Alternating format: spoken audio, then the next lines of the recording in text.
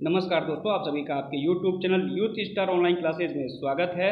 दोस्तों, आज हम लोग इस वीडियो में बात करने वाले हैं बिहार शिक्षक नई भर्ती जो आ रही है उसकी नोटिफिकेशन के बारे में कि आपकी एलिजिबिलिटी क्या है, सिलेबस क्या रहेगा, ठीक है। साथ में कितनी सीट पे आपकी ये भर्ती आ रही है, नई शिक्षक भर्ती में जो पिछली भर्ती थी उसकी कितनी सीटों को ऐड किया जाएगा, ठीक है। सैलरी आपकी कितनी बनने वाली है, साथ में आपके क्वालिफिकेशन क्या होने चाहिए, ठीक है। कंप्लीट डिटेल जो भी बातें हैं सभी इसमें करने वाले हैं कि फॉर्म भरते टाइम आपके पास कौन कौन से डॉक्यूमेंट्स होने चाहिए, ठीक है। सिलेबस क्या है, कितने प्रश्न पूछे जाएंगे, पेपर का लेवल कैसा होगा, ठीक है। सभी कंप्लीट बात करेंगे। बस वीडियो में आप लास्ट तक बने रहिएगा और वीडियो पसंद आए तो वीडियो को लाइक और चैनल को सब्सक्राइब जरूर कर लीजिएगा। सबसे पहले बात करते हैं दोस्तों, जो आपकी वैकेंसी आ रही है उसमें 6 to 8 टीचर की 31,982 पद रहेंगे। 9-10 की 18,880 और 11 और 12 की 18,830। यहाँ पर एक बात और आप समझ जाइए कि जो पुरानी वाली वैकेंसी थी, ठीक है, जिसका अभी कल ज्वाइनिंग लेटर दिया गया है, उनमें जो बची हुई सीट हैं जिन पे कि अभी तक रिजल्ट जारी नहीं किया गया था, ठीक है। जैसे अगर बात करें टीजीटी की, तो टीजीटी में 6,712, ठीक है, इसमें आप 6,712 सीट और ऐड कर लीजिए। वहीं पीजीटी में यानी 11-12 टीचर में 33,901, ठीक है, 33,901।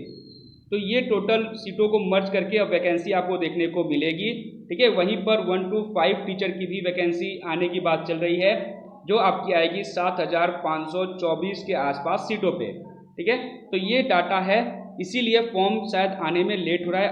आज फॉर्म आ जाना चाहिए था, लेकिन अभी तक इसीलिए नहीं आया क्योंकि इनको भी ऐड किया जा रहा है। कल ये डाउट बना हुआ था कि क्या जो बची हुई सीटें हैं उन पे दोबारा से रिजल्ट जारी होगा या नई भर्ती में ऐड करेंगे, तो अब ये क्लियर हो गया है। जो बची हुई सीट थी जिन पे कि रिजल्ट ही जारी नहीं हुआ है, 7,524 पद जो है 1 से 5 के लिए, 6,712 पद 9-10 के लिए, 33,901 पद 11-12 के लिए, इन पर रिजल्ट ही जारी नहीं हुआ था। और अब इन जो बची हुई सीटें हैं इनको नई शिक्षक भर्ती में ऐड किया जा रहा है। अब अगर आप पूछेंगे कि जो पहली वाली भर्ती है तो उसका सप्लीमेंट्री रिजल्ट किस पे देंगे, वो तो जिन सीटों पे रिजल्ट आया था, जिन पे डीबीआर कराई गई हैं, डीबी हुआ है, ठीक है, उनमें जो सीटें डीबी के बाद बची होंगी उन बची हुई सीटों पे ही सप्लीमेंट्री रिजल्ट और मेरिट लिस्ट आएगा। जिन पर रिजल्ट ही नहीं जारी किया गया था, जो आपके ये रिक्त पद बचे हुए थे जिन पर रिजल्ट जारी नहीं हुआ था, इन्हें अब नई शिक्षक भर्ती में ऐड किया जाएगा। इस प्रकार बात करें तो 6 to 8 के लिए आपका 31,982, 1 to 5 के लिए 7,524, 9-10 के लिए इन दोनों को मर्ज करके और 11-12 के लिए ये दोनों सीट मर्ज करके आपकी वैकेंसी अब जारी की जाएगी।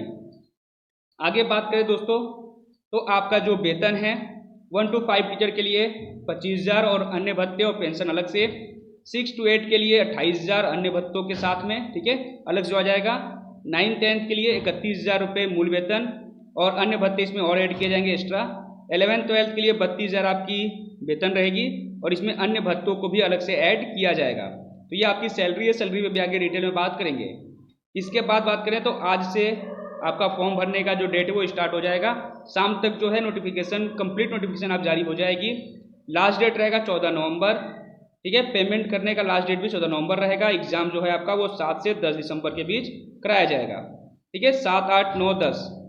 इसके आगे बात करें तो जो क्वालिफिकेशन आपकी होनी चाहिए 6 to 8 टीचर के लिए, वो आपकी, ठीक है, यहाँ पे है ग्रेजुएशन प्लस डीएलएड या डीएड, साथ में सीटेट या बीटेट पेपर 2, ठीक है, सीटेट या बीटेट पेपर 2 क्वालिफाई होना चाहिए, या फिर ग्रेजुएशन के साथ में बीएड या सीटेट पेपर 2 आपके पास होना चाहिए, ठीक है।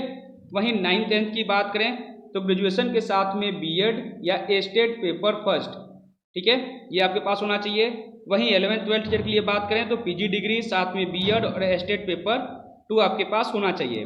प्राइमरी के लिए जैसा कि 1 to 5 के लिए बात करें तो 10+2 प्लस आपका डीएलएड, ठीक है, डीएलएड और plus CTET paper first, CTET paper first आपके पास होना चाहिए। ये 1 to 5 टीचर के लिए, जैसा कि आप सबको पहले से पता भी होगा। आगे बात करें कि आपके पास जो सैलरी है वो कितनी मिलेगी। 6 to 8 टीचर के लिए 28,000 और अन्य भत्तों को अलग से, 9-10 के लिए 31,000 अन्य भत्ते अलग से, 11-12 के लिए 32,000 और अन्य भत्ते अलग से दिए जाएंगे। यहाँ पर कंप्लीट सैलरी डिटेल है, ठीक है। यहाँ थोड़ा बड़ा कर देते हैं इसको, ये देख लीजिए 6 से 8 के लिए, यानी विद्यालय अध्यापक अगर बनते हैं आप 6 to 8 के, तो यहाँ पर सीट दी हुई है, ठीक है। नंबर ऑफ टीचर, कितने वैकेंसी आ रही है, बेसिक सैलरी यहाँ पे दी हुई है, DA, HRA, CTA, MA, total net salary, ठीक है। उसके बाद पेंशन 14%, फिर ग्रॉस सैलरी आपकी कितनी बनेगी, ये आपकी कंप्लीट सैलरी बनने वाली है, ठीक है।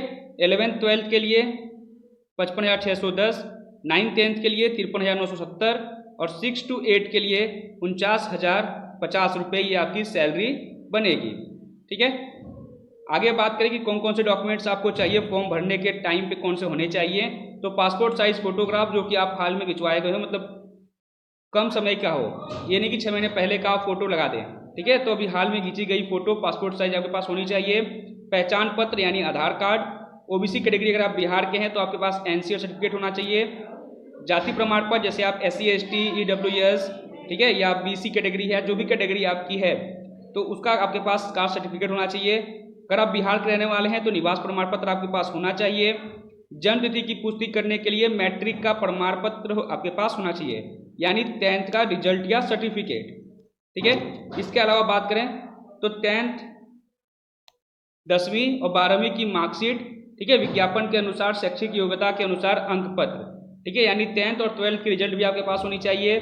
इसके अलावा अगर आपने B.Ed किया है तो B.Ed का रिजल्ट, या DLED किया तो DLED का रिजल्ट आपके पास होना चाहिए। इसके अलावा बिहार राज्य के अस्थायी निवासी संबंधी प्रमाण पत्र आपके पास होना चाहिए। आर्थिक रूप से कमजोर वर्ग के अगर आप हैं, EWS के हैं और दावा करना चाहते हैं तो बिहार सरकार के द्वारा जारी EWS प्रमाण पत्र आपके पास होना चाहिए। अगर आप फिजिकल हैंडीकैप हैं तो दिव्यांगता का दावा करने के लिए आपके पास वैध प्रमाण पत्र होना चाहिए। इसके अलावा बात करें तो केंद्र सरकार या बिहार सरकार या किसी अन्य राज्य सरकार के अधीन किसी भी पद पर नियुक्त हो तो परीक्षा में शामिल होने हेतु सक्षम पदाधिकारी के द्वारा निर्गत अनापत्ति प्रमाण पत्र नो ऑब्जेक्शन सर्टिफिकेट आपको जमा करना होगा फॉर्म में ही, ठीक है। आरक्षण संबंधित अगर आप कोई लाभ चाहते हैं तो आरक्षण संबंधित आपको प्रमाण पत्र भी जमा करने होंगे। इसके अलावा बात करें कि आपका जो सिलेबस है वो क्या रहने वाला है, तो TGT PGT का लगभग समान ही सिलेबस है, ठीक है, जिसमें आपका लैंग्वेज का एक पेपर होगा, 100 मार्क्स के होंगे लैंग्वेज के पेपर, जो क्वालिफाइंग मोड का होगा। इसके मार्क्स ऐड नहीं किए जाएंगे कट ऑफ में, इसमें आपको सिर्फ और सिर्फ 30 नंबर लाने होंगे क्वालिफाई करने के लिए, ठीक है, जिसमें पार्ट 1 इंग्लिश और पार्ट 2 हिंदी का होगा। इंग्लिश के 25 प्रश्न पूछे जाएंगे 25 नंबर के लिए, हिंदी के 75 प्रश्न 75 नंबर के लिए। 2 घंटे का आपका यह पेपर होगा, टोटल 100 मार्क्स रहेंगे 2 घंटे में, 100 प्रश्न 100 मार्क्स के लिए, 30 नंबर आपको लाना होगा क्वालिफाई करने के लिए। अगर आप ये क्वालिफाई नहीं करते हैं तो फिर आपकी कॉपी जो है सब्जेक्ट वाली वो चेक नहीं की जाएगी। जो सेकंड आपका पेपर होगा वो भी 2 पार्ट में होगा, पार्ट 1 पार्ट 2। पार्ट 1 में आपके सब्जेक्ट जो भी कंसर्न सब्जेक्ट आपका रहेगा उससे संबंधित 80 प्रश्न 80 नंबर के ये पूछे जाएंगे, और जो सेकंड पार्ट होगा वो होगा आपका जनरल स्टडीज़ का, जिसमें 40 प्रश्न 40 नंबर के लिए पूछे जाएंगे। कुल आपके 120 प्रश्न, ठीक है, कुल आपके 120 प्रश्न पूछे जाएंगे 120 नंबर के लिए। समय रहेगा आपके पास 2 घंटे का, और इसी 120 मार्क्स पे आपका जो मेरिट या कट ऑफ है वो बनाई जाएगी।